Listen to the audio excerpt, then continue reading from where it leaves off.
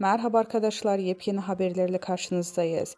Hande Erçel'in anne hasreti dinmiyor, paylaşımı duygulandırdı.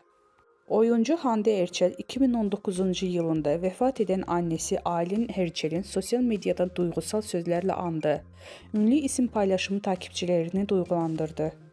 Hakan Sabancı ile sürpriz ayrılığının ardından magazin gündeminden düşmeyen oyuncu Hande Erçel, sosyal medya hesabından duygusal bir paylaşım geldi. 2019 yılında annesi Aylin Erçel'i kaybeden Erçel, paylaşımıyla görenleri duygulandırdı. Hande Erçel vefat eden annesi Aylin Erçel'in doğum gününü unutmadı. Burnumda kalan pudra kokunla anıyorum seni. Notu düşen oyuncunun duygu yüklü sözleriyle annesini andı.